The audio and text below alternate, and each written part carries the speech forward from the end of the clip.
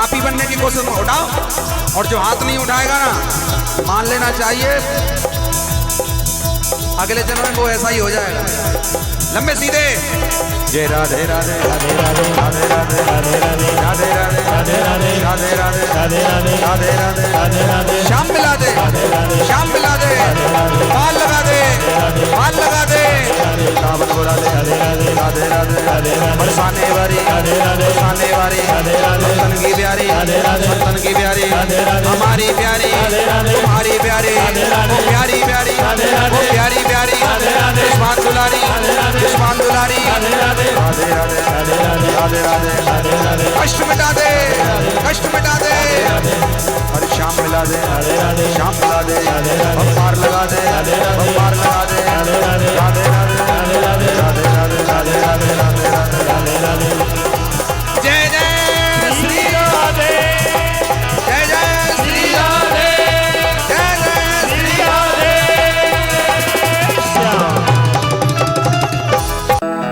क्या बोलना पड़ेगा, क्या बोलना पड़ेगा? माटी का धौंदा। ए माटी के धौंदे हो,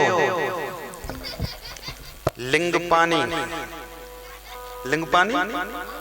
हाँ, तुमको देख के हो गया हमें पानी पानी, इसलिए जोर से बोलो राधे राधे, और जोर से बोलना पड़ेगा।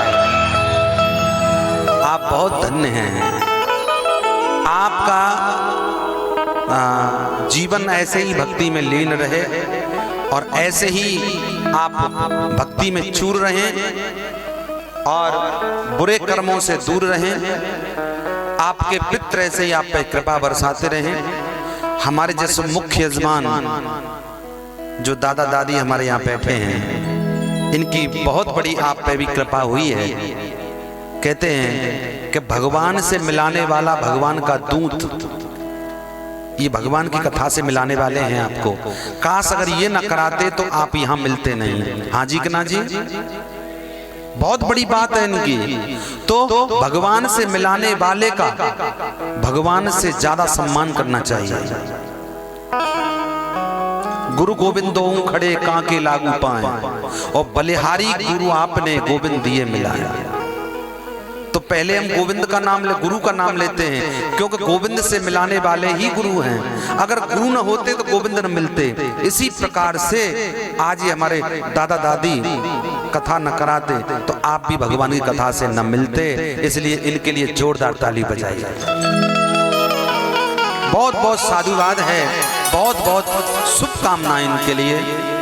और इन्होंने अपनी टिकट कंफर्म करा ली है, कंफर्म टिकट हो गया है इनका, सीधा बैकुंठ का, सीधा भगवान के यहाँ का। अब ये इस दुनिया में आने वाले नहीं हैं।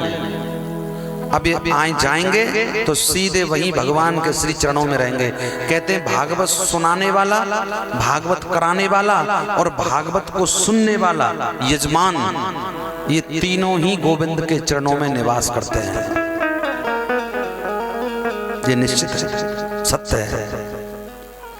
जो भागवत करते हैं, जो भागवत कराते हैं, प्लस जो भागवत सुनते हैं, तो आपका भी टिकट कंफर्म है। आप फालतू नहीं हैं। अब व्यक्ति जब तक फालतू रहता है तब तक वो भगवान की शरण में न जाए, और भगवान की शरण में जाने वाला, कथा की भागवत की शरण में पहुंचने वाला व्यक्ति फालतू नहीं होता, वो भगवान का पालतू होता है। फालतू नहीं है। फालतू तो वो हैं जो भगवान की कथा से दूर हैं। आप तो पालतू हैं। और फालतू आवारा व्यक्ति, आवारा पशु में कोई भी डंडे मार देता है। हाँ जी कि ना जी? हाँ जी कि ना जी? जो फालतू हो ना, फालतू श्वान कुत्ता देखा है आपने? किसी का फालतू कुत्ता जो डोलते हैं, फालतू तमाम गली गली में आवारा, उनमें कोई भी डंडे मार देता है, पीट देता है। लेकिन पालतू में कोई नहीं मारता, नहीं मारता ना। पालतू की पहचान कैसे होती है? बोले जिसके गले में पट्टा बंधा होता है, वो किसी का पालतू है। क्यों नहीं मारते? बोले अगर हमने इसमें डंडा मार दिया, इसमें पिटाई लगा दी, तो इसका मालिक आएगा दौड़ा दौड़ा और वो हमसे झगड़ेगा, हमारा उसका टेंशन हो जाएगा, लड़ाई हो जाएगी। ऐसे ही फालतू में सब मारते हैं, पालतू को कोई नहीं मारता। लेकिन इस कुत्ते के मालिक तुम्हारे इस पृथ्वी पर रहने वाला व्यक्ति कोई भी हो सकता है, मैं तुम कोई भी कुत्ता पाल सकता है। लेकिन हमारा भी मालिक है, आपका भी मालिक है। आप पालतू हैं लेकिन दुनिया वालों के नहीं, दुनिया को बनाने वालों के पालतू हैं मेरे प्यारे।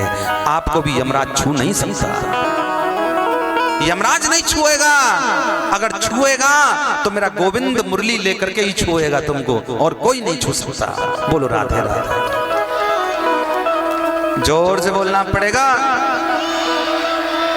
माटी का धौंधा। अभी कौन कौन आया है कथा में शाम को? बताओ बताओ बताओ, कौन कौन आया आज के दिन शाम को? हाथ उठा के बताओ, कैमरा लगाओ, कौन कौन आया है? अब तक क्यों नहीं आए थे? विश्वास नहीं था भगवान की कथा पे? हाँ, उठाए रखो कौन कौन नहीं आया था बताओ। अब जो आए शाम संध्या के समय, अब तक क्यों नहीं आए थे? भगवान की कथा पे विश्वास नहीं था या मालूम नहीं था कथा हो रही है नहीं हो रही है? लेकिन अब विश्वास करिए कि भगवान की कथा भी हो रही है और भगवान की कथा कल्याण भी करती है। आप ज्यादा नहीं 7 दिन कथा को सुन लीजिए, मैं गारंटी से कहता हूँ दुनिया में कहीं इलाज ना हुआ हो तुम्हारा, वो भागवत कर देगी तुम्हारा इलाज मेरे प्यारे, कल्याण कर देगी, उद्धार कर देगी तुम्हारा। बारे ये बजा रहे हैं, तुम भी बजाओ ना। कैसे बात करती हो बताइए। चले कथा सुनने। सुखदेव जी महाराज राजा परीक्षित को और दूसरे दिन की कथा श्रवण करा रहे हैं, द्वितीय दिवस की कथा। सुखदेव जी के जन्म की कथा। सुखदेव कौन है? सुखदेव कौन है? बोले जो जिसकी वाणी से एक दुखी व्यक्ति को भी सुख मिल जाए, जिसके बोलने से एक दुखी को भी सुख मिल जाए, वही सुखदेव है। आजकल सुखदेव कम है, दुखदेव ज्यादा है कि नहीं? तुम पे सुख है और तुम्हें देख करके दुखी होने वाले बहुत है कि नहीं? जबकि तुमने अपनी मेहनत से कमाया, उसका कोई इंटरफेयर नहीं है इसमें, उसने कोई मेहनत नहीं की। तुमने रात और दिन एक किया, पत्नी बच्चे परिवार सबको छोड़ा, तब जाकर के आप इस मुकाम पर पहुंचे। लेकिन दुखदेव जो दुख को देने वाले, तुम्हें देख करके दुखी रहने वाले, वो व्यक्तियों की कमी नहीं है। और सबसे पहले तो तुम्हारे घर में ही बसे पड़े हैं। आज की दुनिया में दुश्मनों को दुश्मन को हमें मारने की जरूरत नहीं है। अगर हम अच्छा खाता कमाते हैं, अच्छे रहते हैं अपनी फैमिली में, तो दुश्मन को हमें मारने की आवश्यकता नहीं है। हमारे अपने ही हमारे दुश्मन हो जाते हैं, वही दुख देते हैं हमको। दुश्मनों को जरूरत क्या है? और दुश्मनों को समय जब मिले ना, जब अपने छोड़े, अपने ही मारे डाल देते हैं अपने को। दुश्मन क्यों मारेगा? सुखदेव जी जो सुख प्रदान करते हैं, जो भागवत के प्रमुख प्रवक्ता हैं, प्रमुख मूल प्रवक्ता हैं, जिनका नाम लेने से हर कथावाचक शुरुआत करता है, जिनका नाम लेने से एक संतों का दिया हुआ आशीर्वाद भी टल जाता है, उन्हीं सुखदेव की बात कर रहा हूं। भूतो न भविष्यति, भागवत कहती है भूतो न भविष्यति, यानी सुखदेव जैसे संत। जन्म तो मां के गर्भ से हुआ, लेकिन मां के गर्भ से जन्म लेने के बावजूद भी एक क्षण भी मां के पास नहीं रहे, एक क्षण भी मां का सुख नहीं, दूध नहीं पिया, पिता के पास नहीं रहे। 12 साल तुम 9 महीने गर्भ में रहते हो, लेकिन सुखदेव जी 12 वर्ष रहे थे। कितने वर्ष? कितने? कहां रहे थे? कहां रहे थे? कहां रहे थे? ए माटी के धौंदा। छह पराठे खा के यहाँ के सो जाते हो। 12 साल अपनी माँ के गर्भ में रहे थे, 12 वर्ष रहे थे भय से। और 12 साल तक किया क्या? एक ही काम किया था। 12 साल तक गर्भ के अंदर मात्र सिर्फ भगवान का भजन ही किया और कुछ नहीं किया। बाबा भोलेनाथ के त्रिशूल से डरते हुए, भागते हुए, दौड़ते हुए सुखदेव जी सीधे पहुंचे मां के गर्भ के अंदर। एक मां की गोद छोड़ी और एक मां की गोद में गए, मां की गर्भ में गए। बड़े पछताने लगे दुनिया में आकर। भूतो न भविष्यति। मैंने कहा ना, हर संत का जन्म ग्रस्त में ही होता है। हर संत के पिता होते हैं, हर संत की माँ होती है। कोई बगैर माँ के पैदा नहीं होता। अमीर भी, गरीब भी, असुर भी और देव भी, स्त्री भी, पुरुष भी, राजा भी, फकीर भी, अमीर भी, गरीब भी, पढ़ा लिखा हो, अनपढ़ हो, वो सब माँ के गर्भ से जन्म लेकर के आते हैं। ये इतने बड़े महा फकीर डोलते हैं, भीख मांगते हैं, ये भी माँ के गर्भ से जन्म लेकर के आए हैं। और इतने बड़े महामंडलेश्वर डोलते हैं, वो भी माँ के गर्भ से जन्म लेकर के आए हैं। आज महाराज जी आए थे ना, गाड़ी में देखे कितने थे? किसने दर्शन किया था ना? ये भी मां के गर्भ से जन्म लेकर के आए हैं। लेकिन कोई संतता को निभा रहा है, कोई सत्ता को निभा रहा है, कोई धर्म को चला रहा है, कोई धर्म को मिटा रहा है, कोई सत्ता चला रहा है, कोई सत्ता को जला रहा है। कह रहे, बोल रहे थे, बोले भागवत के अंदर महाराज जी 18,000 श्लोक हैं। मैंने कि जी हैं। 18,000 श्लोक में से आप हर एक श्लोक का एक 1.25 रुपया मुझे दिलाइए। मतलब 18,000 श्लोक हैं और हर श्लोक को एक श्लोक पे 1.25 रुपये। कितने हो गए? कितने हो गए? 18,000 श्लोक हैं और एक श्लोक पे 1.25 रुपया, 1 रुपया 25 पैसे के हिसाब से यजमान से दिलाओ। मैंने कहा ले लो यजमान से। यजमान को उठा ले जाओ, अम्मा दादी को दोनों, दादा अम्मा को दोनों को ले जाओ अपने यहाँ। मैंने कहा इनकी संतान बड़ी अच्छी है, 4 बेटे हैं माता जी के और चारों आज्ञाकारी हैं। यानी 4 बेटे, राम लक्ष्मण भरत शत्रुघ्न हैं, वो चारों भाई। जितने अच्छे इनके माँ बाप हैं ना, उनसे भी अच्छी इनकी संतान है। बहुत अच्छा कर्म किया होगा इन्होंने जब ऐसी संतान प्राप्त की है। ऐसी संतान को प्राप्त करने के लिए एक जन्म नहीं, न जाने कितने जन्म यज्ञ करना पड़ता है, कितने जन्म धर्म करना पड़ता है, तब कहीं जाकर के ऐसी आज्ञाकारी संतान प्राप्त होती है। और सुनिए, आज्ञाकारी पुत्र तो मिल जाता है, ये भाग्य की बात है, लेकिन पुत्र वधू मिलना, आजकल पुत्र बहुत अच्छे होते भी हैं, लेकिन पुत्र की जो पत्नी आती है, शादी होते ही तू मैं तू होती है घर के अंदर। लेकिन भाग्य की बात है कि पुत्र अच्छे हैं, लेकिन पुत्र वधू अच्छी है, ये भाग्य की बात नहीं, ये सौभाग्य की बात है जो पुत्र वधू भी अच्छी हैं। अम्मा जब मेरे पास जाती है, बड़ाई करते करते नहीं थकती, इतनी बड़ाई करती है, महाराज जी मेरे पुत्र इतने अच्छे हैं, बहू मेरी बहुत अच्छी। अरे मन की वाह, दुनिया की सास तो अपनी बहू की बुराई करती है और बहू सासों की बुराई करती है। हम लोगों से आकर के तुम पहली बार ऐसी माता आई हो जो अपनी बहुओं की बड़ाई कर रही है। राधे राधे। जोर से, ज्यादा बड़ाई नहीं कर रहा हूं, नहीं तो फिर बहू ज्यादा ही चढ़ जाएंगे ऊपर। बहू तो बहू क्या बहू, हाँ जी हूँ माटी के धौंधा। राधे राधे बोलना पड़ेगा, जोर से बोलना पड़ेगा।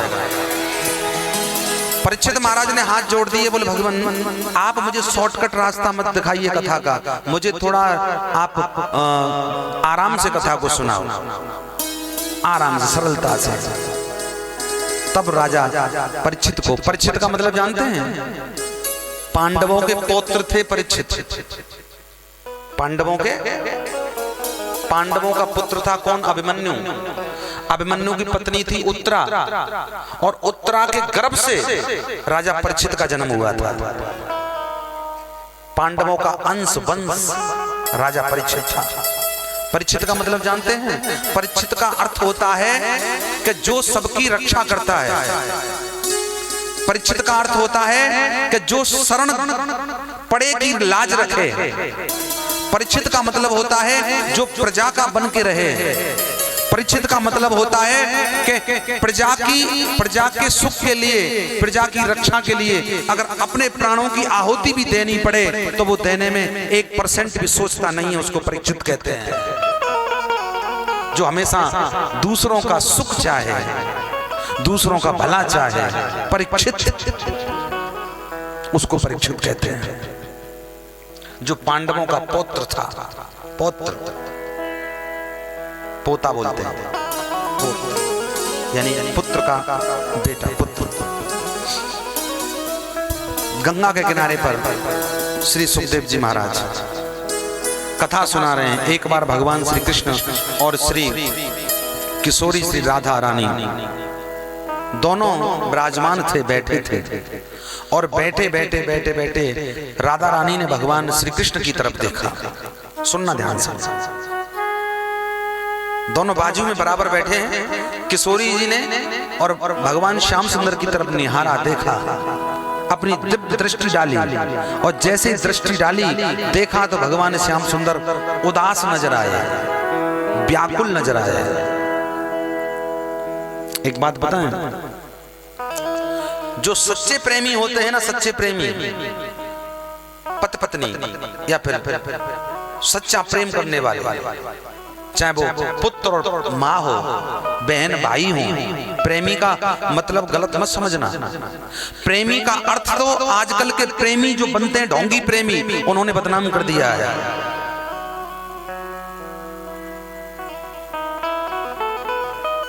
जरूर नहीं है कि जो गलत कर्म करते हैं उन्हीं को प्रेम कहते हैं, नहीं, उसी को प्यार कहते हैं, नहीं। प्यार के नाम पे धब्बा है। वो प्रेम वो होता है जो प्रबल होता है, जो एक माँ अपने पुत्र के साथ में कर सकती है, पुत्र अपनी माँ के साथ में कर सकता है, भाई अपनी बहन के साथ कर सकता है, और बहन अपने भाई के से प्रेम करती है। वो प्रेम है। जैसे भगवान अपने भक्त को प्रेम करता है और भक्त अपने भगवान को प्रेम करते हैं। प्रेम की बात जमाने में निराली देखी, और प्रेम से प्रेम की फल फूलती डाली देखी। अरे प्रेम एक शैतान को इंसान बना देता है। प्रेम क्या है? एक शैतान को इंसान बना देता है, और प्रेम तो पत्थर को भी भगवान बना देता है।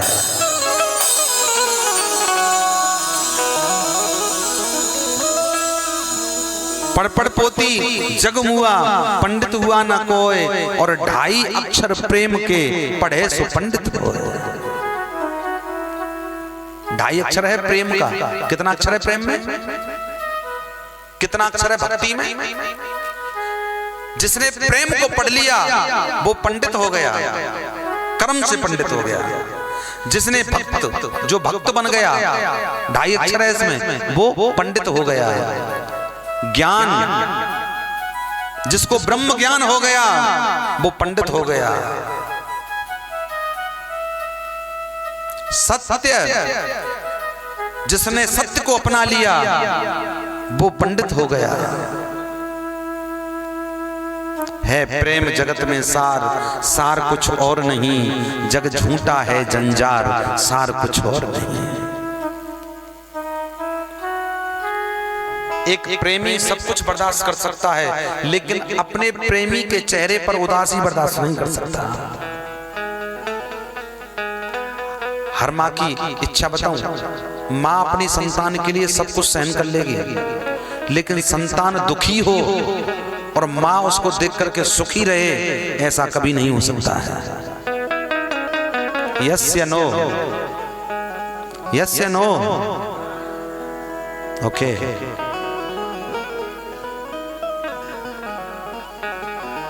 सच्चा प्रेमी सब कुछ सहन कर लेगा, लेकिन अपने प्रेमी के चेहरे पे उदासी सहन नहीं करेगा।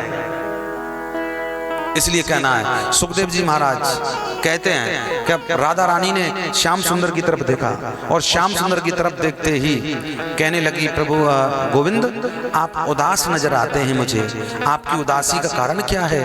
भगवान श्री कृष्ण उदास होकर के कहने लगे, हे राधे मैं उदास इसलिए हूँ, मैं सोच रहा हूँ कि मेरे सतयुग के भक्तों का कल्याण तो हो गया, मेरे त्रेता के भक्तों का कल्याण भी हो गया, मेरे द्वापर के भक्तों का भी उद्धार हो चुका है, लेकिन अब मैं ये सोच रहा हूँ कि मेरे कलयुग के भक्तों का उद्धार कैसे होगा, कलयुग के प्राणियों का कल्याण कैसे होगा, मैं ये सोच रहा हूँ। राधा रानी कहने लगी, तो फिर आपने सोचा है कुछ, कोई उपाय निकाला है, कुछ कोशिश की है, कैसे कल्याण हो तुम्हारे भक्तों का? किशोरी सी राधा से भगवान श्याम सुंदर कहने लगे, हाँ एक बात तो मैंने सोची है, अगर एक काम हो जाए तो मेरे कलयुग के प्राणियों का उद्धार हो जाएगा। अगर हमारा कोई दूत आए, दूत, और दूत आकर के मृत्यु लोक में जाए, मृत्यु लोक जिस पर तुम बैठे हो, ये क्या है? क्या है? आजकल के जो जवान है ना वो ज्यादा बोला करें, क्या है ये? मृत्यु लोक। यहाँ पर सिर्फ इंसान, मृत्यु लोक का मतलब होता है जहां पर मृत्यु होती हो। यहाँ जिंदे भी मृत्यु समान है, मरे हुए हैं। यहाँ पे जो भी टच हो गया, जो भी इस धराधाम पर आ गया, मान लो उसे मरना है। जी भैया, मैया, ओ मैया, मरना है, मरना है कि नहीं? मरना है। हाँ, कोई नहीं पहले मर जाता है, कोई थोड़ा बाद में मरता है। मरने के भी दो रास्ते हैं, कोई रोते रोते मरता है और कोई हंसते हंसते मरता है। तय कर लीजिए आपको कैसे मरना है, लेकिन मरना तो है। मृत्यु, शास्त्र कहता है मृत्यु प्राणी नाम आया है सो जाएगा, राजा रंक फकीर, और कोई सिंहासन चढ़ गया, कोई बंधा जंजीर। आप मानो तो मरना है, और आप कभी मत मानो कि हमें मरना नहीं है, तब भी हमको मरना है।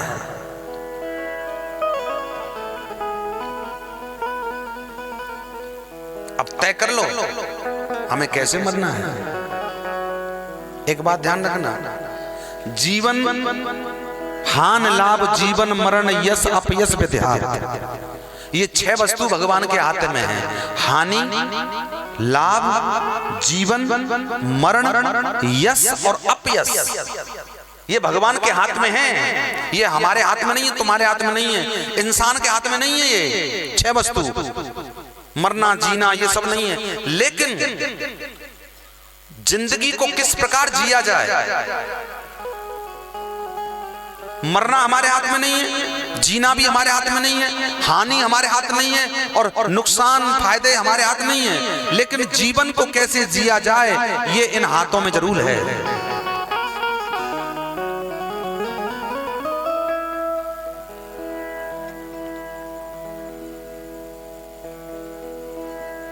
तकदीर बदल जाती है हाथों की लकीरों से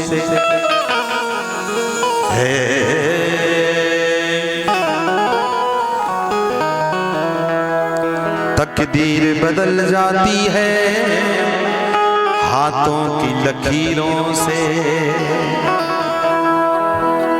इन हाथों की लकीरों में, इन हाथों में जिंदगी को किस प्रकार जिया जाए, जीवन को कैसे काटा जाए, सुख में या दुख में, इन हाथों में जरूर है। जीवन अपने हाथ नहीं है, मरण अपने हाथ नहीं है, ठीक है, भगवान ने ले लिया ये 6 वस्तु, लेकिन जिंदगी को जिया कैसे जाए ये तो अपने हाथ है।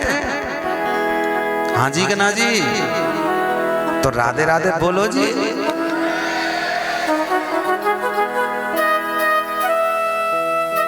अरे आप मूवी देखते हो ना, मूवी है? एक होता है नायक और एक होता है, आप कौन है? देखते हो मूवी? एक होता है नायक, नायक नहीं अरे खलनायक हूं मैं, यही है ना? कैसे गाते हैं उसको? कैसे गाते हैं हेमंत भैया? आप हमारा बाड़ा के हो, आप ज्यादा जानते होंगे। वो गा तो रहा था सुबह, कौन था वो? कैसे कह रहा था वो खुद कहता है, अरे जुल्मी बड़ा दुखदायक हूं मैं। एक होता है नायक, ये जिंदगी भी मूवी है, लेकिन वो फिल्म जो है वो 3 घंटे में शुरू होती है, खत्म हो जाती है, लेकिन इस जिंदगी को जीने में और खत्म होने में टाइम लगता है माय डियर। मूवी ये भी है और मूवी वो भी है, लेकिन एक नायक होता है, एक खलनायक होता है। आप कौन हो? आपने कभी सोचा है हम कौन है? आप नायक हो या खलनायक हो? क्या हो? बताओ बताओ बताओ। अगर आप सुनो, अगर आप अधर्म के रास्ते पे जाएंगे, आपको अगर वेद शास्त्र समझ में नहीं आएंगे, आपको अपने गुरु की बात अच्छी नहीं लगेगी, आपको अपने माँ बाप की बात अच्छी नहीं लगेगी, आपको संतों के वचन अच्छे नहीं लगेंगे, तो आप खलनायक हैं। अब आप सोच लेना किस किस को नहीं लगते। और जिनको अपने माँ बाप के शब्द अच्छे लगते हैं, जिनको अपने गुरु की वाणी पर विश्वास है, जिनको भगवान के चरित्रों पर विश्वास है, भगवान के शास्त्र पर विश्वास है, वो खलनायक नहीं, वो सबसे बड़ा नायक होता है।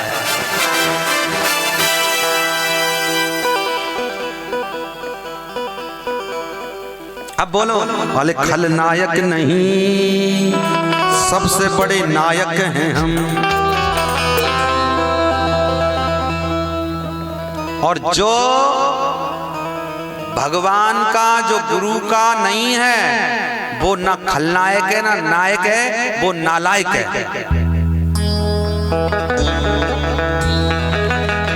वो किसी लायक नहीं।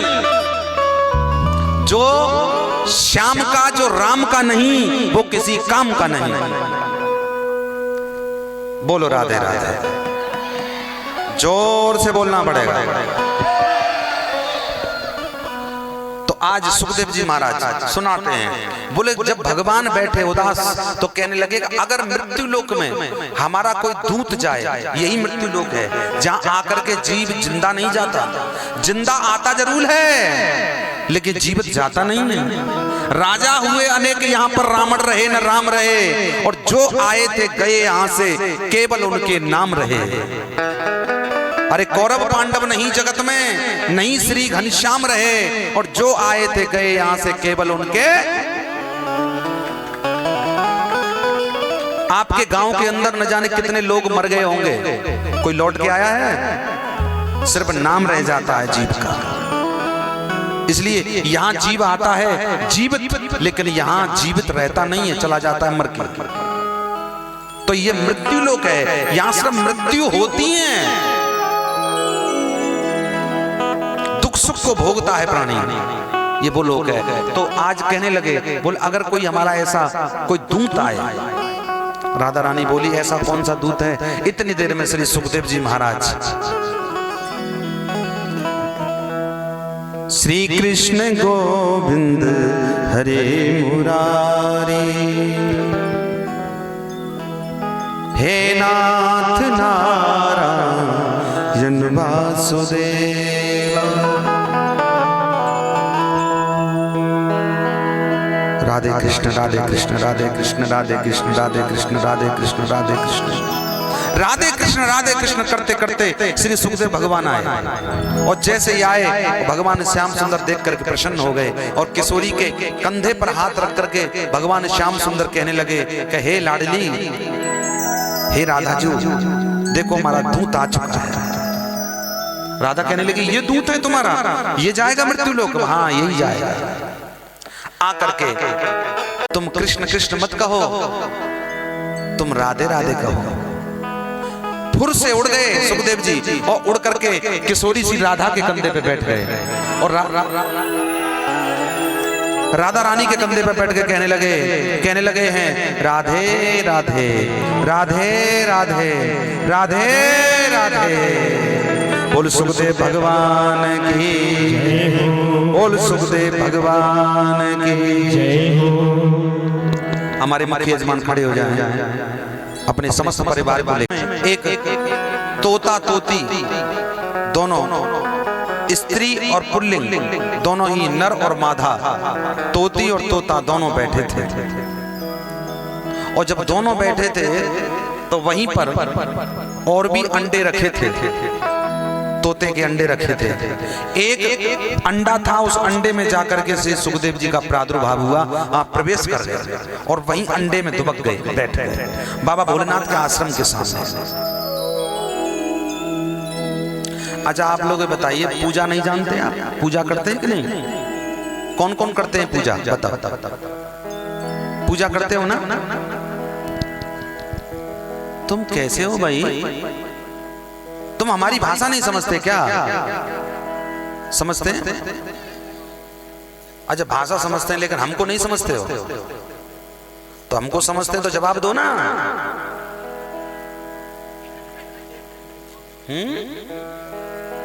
करते हैं पूजा? करते हैं? अच्छा, लेकिन यहाँ डरते हैं करने में। करते तो हैं लेकिन यहाँ डरते हैं महाराज। तो भैया हम कोई हवा फुआ है का? आओ पूजा करो सुखदेव जी की। चलो खड़े हो जाओ। ऐसा नहीं है, जो डर गया वो उठो। आइए बढ़ के पहले पूजा करिए सुखदेव जी भगवान की, प्रणाम करो और जो दक्षिणा जो देनी है भगवान को दक्षिणा चढ़ाइए और फिर अपने स्थान पर बैठिए। 10 मिनट का समय आपको दे दिया है।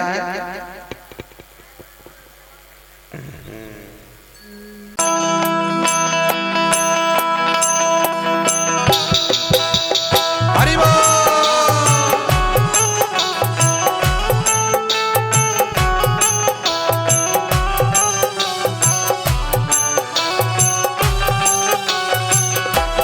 तुमको लाखों प्रणाम, तुमको लाखों प्रणाम, तुमको लाखों प्रणाम, तुमको लाखों प्रणाम। हरि की कथा सुनाने वाले, हरि की कथा सुनाने वाले, तुमको लाखों प्रणाम, तुमको लाखों प्रणाम, तुमको लाखों प्रणाम, तुमको लाखों प्रणाम। हरि बोल। श्री राधे।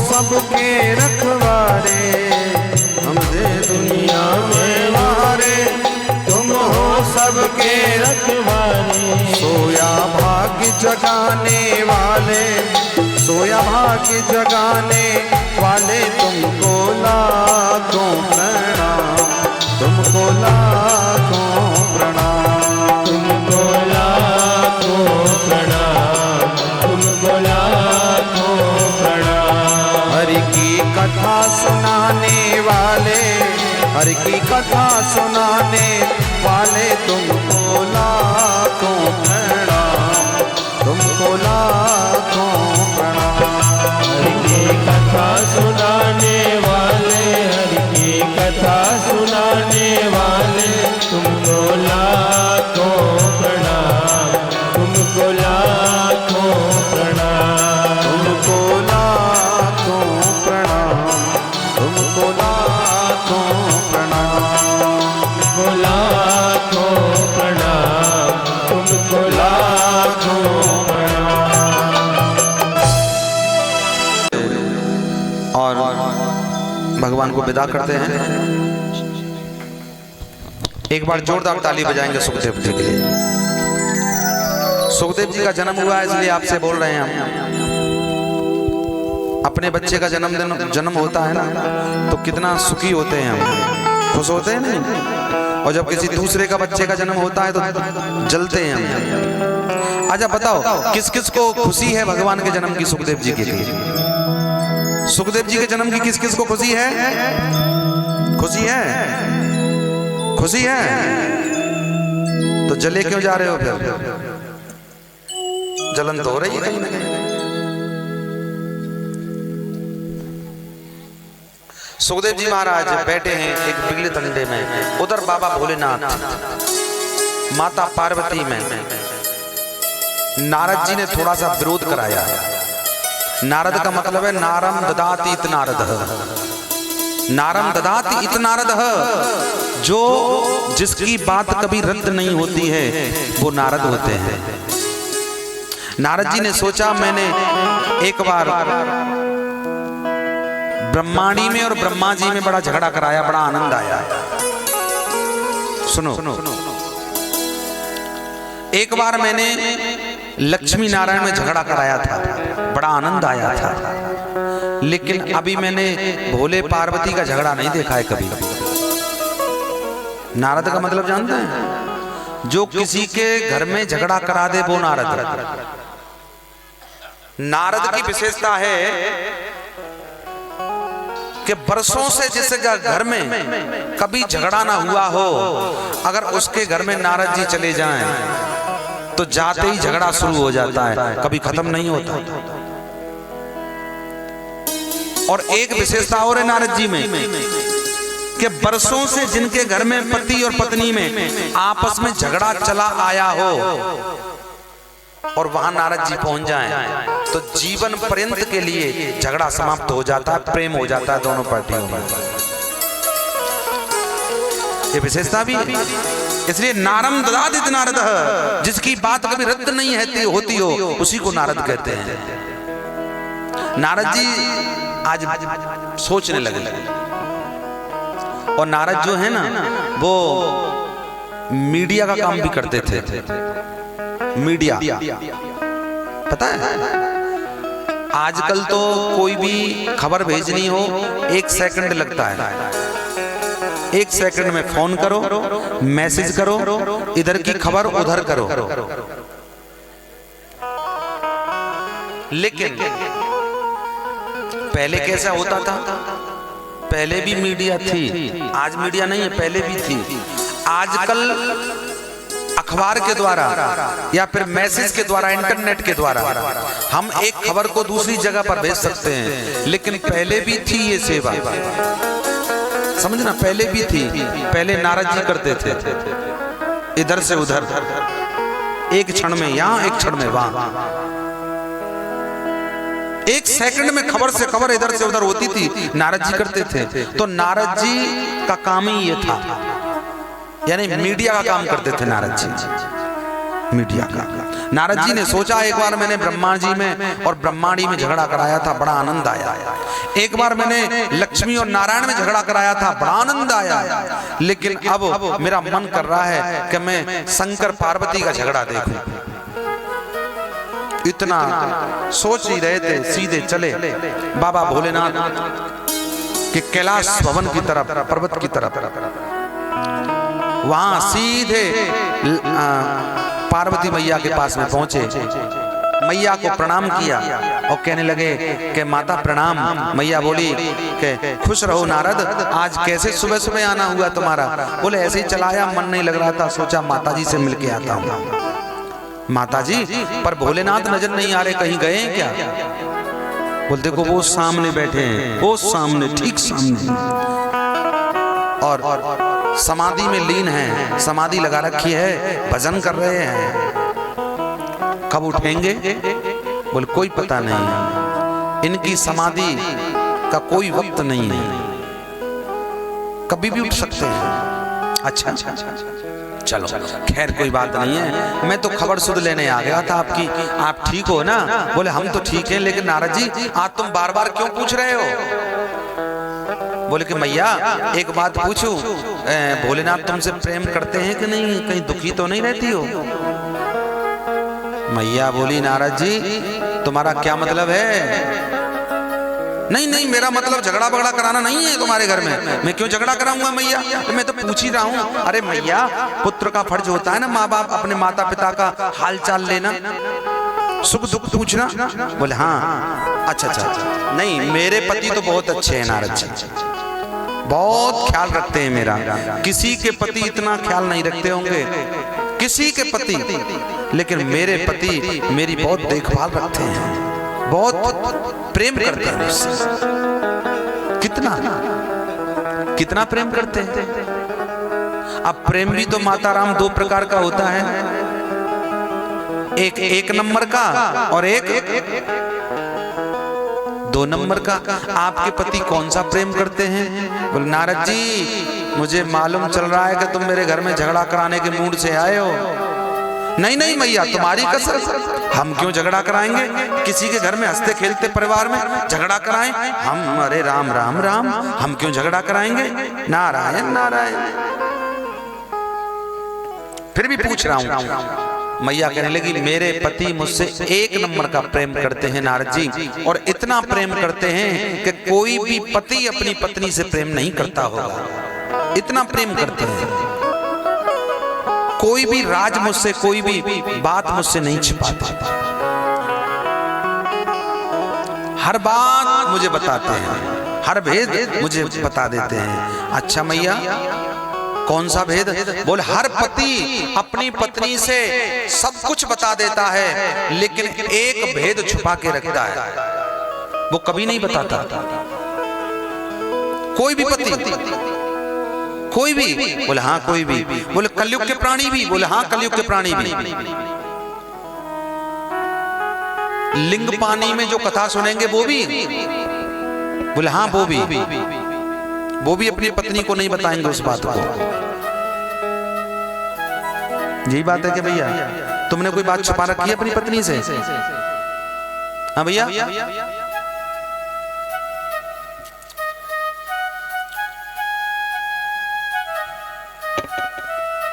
बोले महाराज जी को कैसे मालूम हो गया कि हमने बात छुपाई है? कितना भी पति अच्छा हो, मैं कहता हूं खूब अच्छा है, लेकिन फिर भी बात छुपाते हैं, अपनी पत्नी से एक बात छुपा के रखते हैं। बता दूं?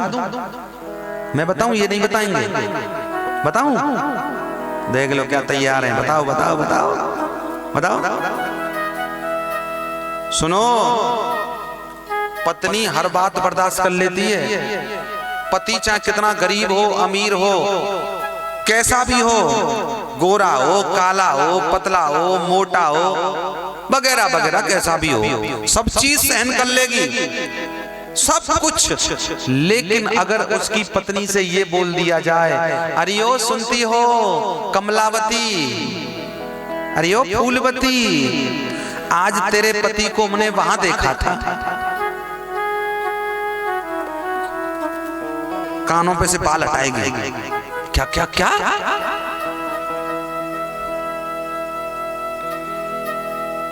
वहां देखा था? हे भगवान तेरे पति वहां। पत्नी के कान खड़े हो जाएंगे, कहेगी मेरी कसम, तेरी कसम है।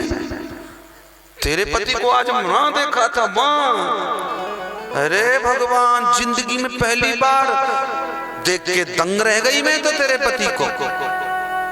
कहां देखा था? बोल वहां। बोल कहां? जल्दी बता। जल्दी बता, नहीं वरना मेरी जान निकल जाएगी। आज घर में या तो वो रहेंगे और या हम रहेंगे। बता दे मगर कहां देखा मेरे पति को? कहां देखा? बोल वहीं। बोल कहां? बोल वहीं। मैं सोच भी नहीं सकती सपने में तेरे पति ऐसा करेंगे। तेरे पति तुझको नहीं बताया? बोले मुझको बता देता ना तो बताई देती मैं उसको। अब हवा में बात चल रही है और झगड़े की नींव जम गई। तेरे पति को वहां देखा। बोल कहां? बोल वहां। बोल कहां? जल्दी बता बहन, तुझे मेरी कसम मेरे पति को कहां देखा? मैं तभी तो सोच रही थी कि कुछ दिन से वो बदले बदले लगते हैं।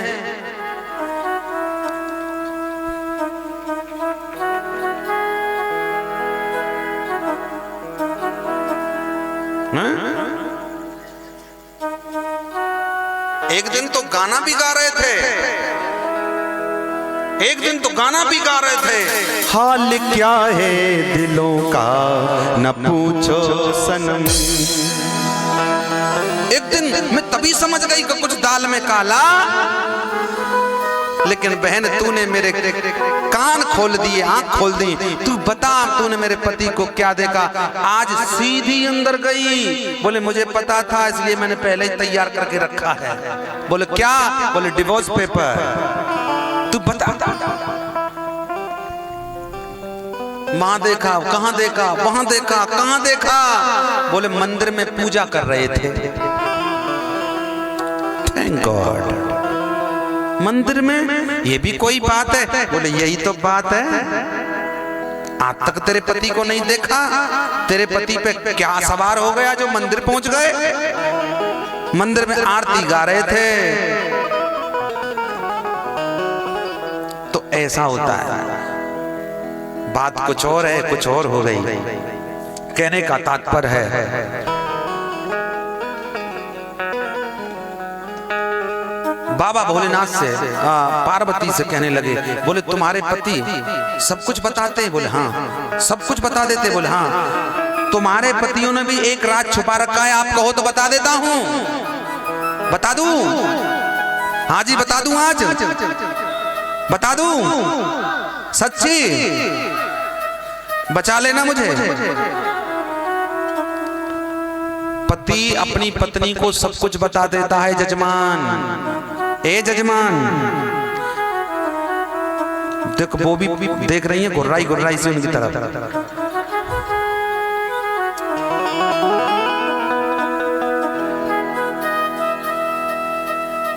आज फैसला हो जाएगा, हम नहीं या तुम नहीं।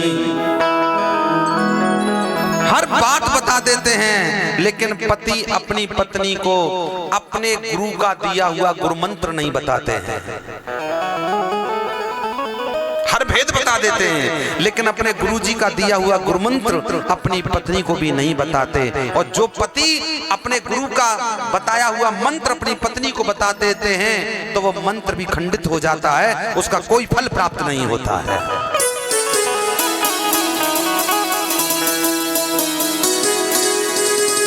अब तो राधे राधे बोल दो, माटी के धोंधा।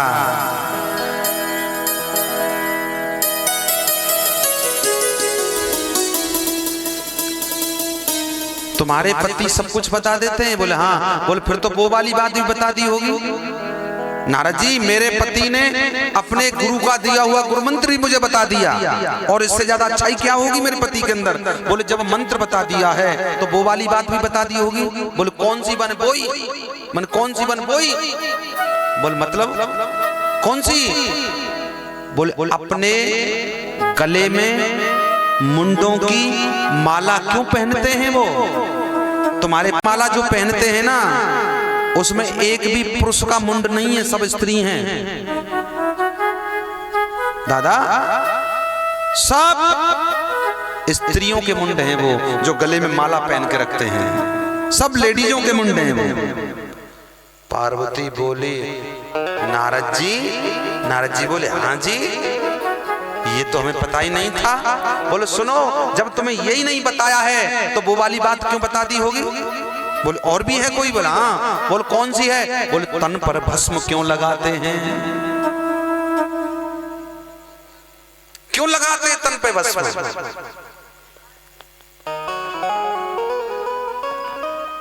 ये भी नहीं पता था। बोले जब यही नहीं पता है तो वो ही क्यों बात बता दी होगी? कहते हैं कहती हो मेरे पति बड़े अच्छे खाक अच्छे, इतना बड़ा राज छुपा लिया। वो कौन? बोले सर पे एक स्त्री सर पे बैठा रखी है उन्होंने। तुम तो पास बैठती हो, आमने सामने बैठती हो, बाजू में बैठती हो, लेफ्ट बैठो या राइट बैठो, लेकिन वो तो हैंड बैठा रखी है, सर पे बैठा रखी है। बोले सर पे कौन है? बोले कि पूछना अपने पति से आए जब कौन है। वो एक ही बार उतारी है जब तुम्हारा विवाह हुआ था, तभी उतार के उसको अलग किया है, बाकी फिर बैठा लिया उसको। सर पे गंगा क्यों रखते हैं? गले में मुंडों की माला, महिलाओं की मुंडों की माला पहन के रखते हैं। ये कौन सा श्रृंगार है उनका? इतना कह करके नारद जी ने देखा मैया एकदम 440 वोल्ट आ गए मैया में, और हाई हो गई मैया। कहने लगी नारद जी आज आने दो भोलेनाथ को, आज या तो वो रहेंगे इस घर में या मैं रहूंगी इस घर में। नारद जी बोले चल बेटा नारद, अपना काम हो गया, झगड़ा चालू, चल बेटा। नारद जी चले, और जैसे ही चले बाबा भोलेनाथ सामने से बाबा की समाधि खुली, बाबा ने नेत्र खोले, बाबा ने देखा मेरे घर से नारद जी आ रहे हैं। हाथ जोड़ के कहने लगे बाबा भोलेनाथ हे भगवान मेरे घर को बचा लेना, आज मेरे घर से नारद जी निकल के आ रहे हैं, अब तो तेरे ही हवाले है मेरे घर की डोर। इतने में नारद जी पास आए, कहने लगे भोलेनाथ प्रणाम, कैसे हो? भोलेनाथ कैसे हो, क्या हालचाल है? भोलेनाथ बोले अब तक तो ठीक था, लेकिन आगे पता नहीं क्या होगा। क्यों? बोले जिसके घर से नारद निकल के आया हो उसका घर तो मान लो कैसे सुरक्षित रहेगा ये पता नहीं। नारद जी कहने लगे भोलेनाथ थोड़ा जल्दी जाओ। बोले क्यों? बोले तुमको माता जी याद कर रही हैं।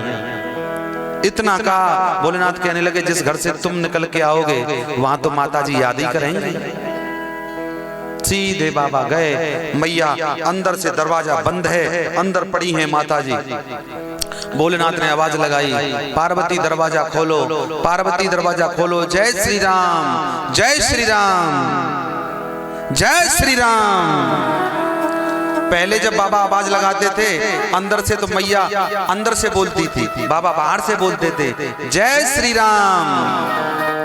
अंदर से मैया बोलती थी जय श्री राम, बाबा फिर बोलते जय श्री राम, मैया फिर बोलती अरे मैया नहीं बोलेगी, ओ माटी के धोंदा, बोलो जोर से जय श्री राम। लेकिन आज भोलेनाथ बार बार बोल रहे हैं पर अंदर से कोई आवाज नहीं आ रही है। भगवान सोचने लगे कहीं सो तो नहीं गई, थक गई हूं। जोर से बोलता हूं जय श्री राम, कोई आवाज नहीं आई। भोलेनाथ ने फिर आवाज लगाई कि शायद ऐसा तो नहीं है गहरी नींद में सो गई हो, लिंग पानी में कथा सुन के आई हो रात को। हाँ, क्यों रात में कथा होती है दिन में सोते हैं। जोर से बोलता हूं, मैया तो एक संग अंदर ऐसी बैठी थी मान लो एकदम बिजली बन के, अब न जाने कब तड़कने लग जाए। भोलेनाथ ने और जोर से आवाज लगाई जय श्री राम। अंदर से जय श्री राम आवाज नहीं आई, आवाज तो आई थी। बाबा ने बोली जय श्री राम, अंदर से आवाज आती है सुन लिया है, सुन लिया है, शोर मत करो। बोले शोर मत करो, दरवाजा खोलो। देवी दरवाजा खोलो, गेट खोलो। अंदर से फिर आवाज आती है, अब तो वो ही खोलेंगी। मतलब वो ही खोलेंगी, मतलब बोले वो ही खोलेंगी। बोले कौन? जो गले में डाल रखी हैं, उन्हीं को बुलाओ। बाबा कहने लगे, ए नारद, तुम मेरे घर का सत्यानाश कर गए। कैसा सींच सींच के इसको बनाया था। आज जो इस पार्वती की मां ने जो कलेश किया था कि इस बाबा के साथ हम विवाह नहीं होने दूंगी अपनी बेटी का, आज वही बात होने जा रही है। आज निश्चित तौर पे पार्वती मुझसे दूर हो जाएगी। नारद, तुमने ये क्या कर दिया? हे पार्वती, दरवाजा खोलो, जो तुम चाहोगी वो करूंगा। दरवाजा खोला, कहा कि बताओ तुम्हारे मतलब? बोले तुम्हारे। जितनी बार तुमने अवतार लिया है, जितनी बार तुम जन्म लेकर के आई हो और जन्म लेने के बाद में शरीर को त्यागा है, मृत्यु को प्राप्त हुई हो, उतनी बार मैं तुम्हारा मुंड लेकर के मैंने और अपने गले में माला में डाल लिया है। कभी सती बनी, कभी भवानी बनी, कभी सीता बनी, कभी कात्यायनी बनी, कभी कुछ बनी, कभी कुछ बनी, कभी कुछ बनी। तो जब जब मैंने अपने गले में तुम्हारे मुंडों को डाल लिया है। पार्वती कहने लगी, इतनी बार मर चुकी हूं मैं? बोले हाँ। मैं इतनी बार मर चुकी हूं? बोले हाँ। और तुम एक भी बार नहीं मरे? बोले मैं नहीं मर सकता। क्यों? बोले मैंने अमर कथा का पान किया है। अमर कथा क्या होती है?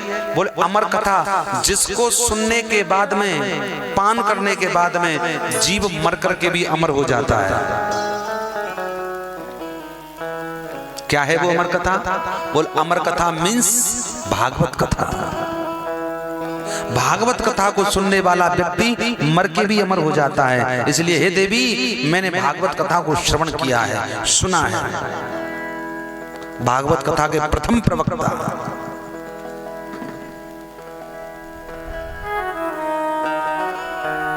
बाबा भोलेनाथ। देवी, मैंने भागवत कथा का पान किया है और जो भी भागवत कथा को सुनता है वो मरता नहीं है, अमर होता है। अच्छा। हाथ जोड़ के पार्वती कहने लगी, हे प्रभु, आप मुझे भी वो अमर कथा सुना दीजिए। मैं भी बार बार मरना नहीं चाहती, मुझे भी बार बार नहीं मरना है, बार बार जन्म नहीं लेना है, मुझे भी अमर कथा सुनाओ। इतने में भगवान भोलेनाथ ने हाथ में डमरू लिया और डमरू लेकर कहने लगे, ठीक है पार्वती, अगर तुम कहती हो तो जाओ देख कर के आओ। हमारी तुम्हारी इन बातों को कोई और तो नहीं सुन रहा है, जाओ घूम के आओ। कैलाश पर्वत पर पार्वती गई और देख करके दौड़ आई, कोई नहीं दिखा। एक तोता और एक तोती, दोनों एक नर और मादा, दोनों तोता एक वृक्ष में बैठे थे और उसी वृक्ष में उनके अंडे रखे थे। एक जो अंडा था, एक अंडे में जो जीव था वो थोड़ा बीमार था, दम घुट रहा था उसका। उसी अंडे में सुखदेव जी थे जो बीमार थे, अंडे में पड़े हैं और बीमार हैं। बाबा भोलेनाथ ने पूछा, पार्वती घूम घाम के आई कि कोई था हमारी बातों को सुन रहा था? बोले कोई नहीं था। भोलेनाथ ने फिर भी पार्वती की बात पर विश्वास नहीं किया, अपने डमरू को उठाया और डमरू को बजाया।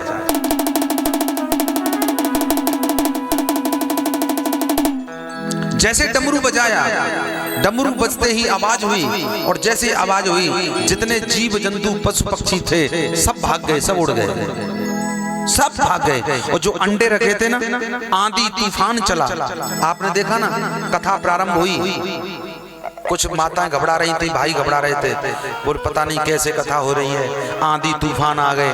ये नियम है, जो कथा सफल होती है उस कथा में आंधी भी आती है, तूफान भी आता है, उस कथा में संत भी आते हैं, उस कथा में भक्त भी आते हैं, उस कथा में पंडाल भी उखड़ते हैं, उस कथा में कुछ भी हो सकता है, लेकिन किसी को हानि नहीं हो सकती है, किसी की मृत्यु नहीं हो सकती है। और जिसकी मृत्यु होती है समझ लेना चाहिए कि ये यमलोक नहीं गया, ये सीधा बैकुंठ लोक के लिए चला गया है, अमर हो गया है। घबराना नहीं है। बारिश आ रही आनी थी नहीं आई, तुम क्यों घूम रहे हो? कुछ हो गया है?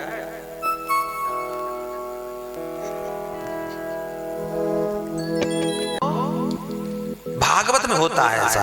तो भगवान ने डमरू, देखो डमरू बजा, आया आंधी तूफान, ये प्रत्यक्ष भागवत हो रही है आपके यहाँ। आपको कदापि टेंशन करने की आवश्यकता नहीं है, कुछ नहीं करने की है। आ गया ना? तो जैसे ही बाबा ने डमरू बजाया, जीव जंतु पशु पक्षी सब उड़ गए और अंडे जो थे ना वो सब फूट गए, और उसी एक अंडे में सुखदेव जी थे, उनका जन्म हो गया है। बोल सुखदेव भगवान की जय, जय श्री राम। आइए आज की कथा को यहीं विराम देते हैं, आरती करिए मिलकर के। आके तेरी मूर्ति उतारूं में भगवन तेरी आरती, मन में बसा कर तेरी मूर्ति उतारूं में भगवन तेरी आरती, मन में बसा कर उतारूं में भगवन तेरी आरती। तुझको पुकारे तेरे भारती, तुझको पुकारे तेरे भारती, उतारो में भगवन तेरी आरती। मांगू तुझसे क्या मैं यही सोचूं भगवन, जिंदगी जब नाम तेरे कर दी है अर्पण। मांगू तुझसे क्या मैं यही सोचूं भगवन, जिंदगी जब नाम तेरे कर दी अर्पण। सब कुछ तेरा कुछ नहीं मेरा, सब कुछ तेरा कुछ नहीं मेरा। ओ चिंता है तुमको प्रभु संसार की, मन में बसा कर तेरी मूर्ति उतारो मैं गिरधर तेरी आरती। हरि बोल। राधे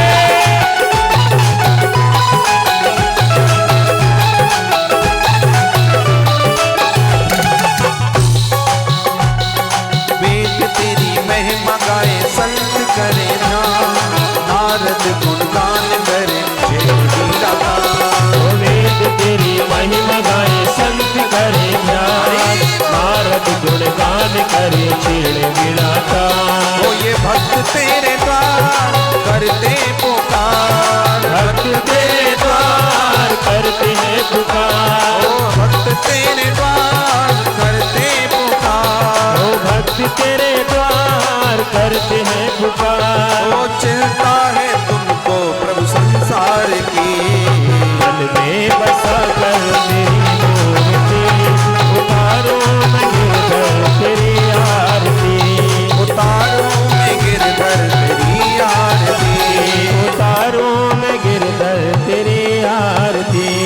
कर्पूर गौरम करुणावतार संसार सारम मुझे द्वार, सदा बसंत में प्यारे भवम भवानी सैतम नमाम। कंदार माला गुरदाल पाए, कपाल माला जैसे कराए, दिगंबराय तदिगंबराय, नमः शिवाय च नमः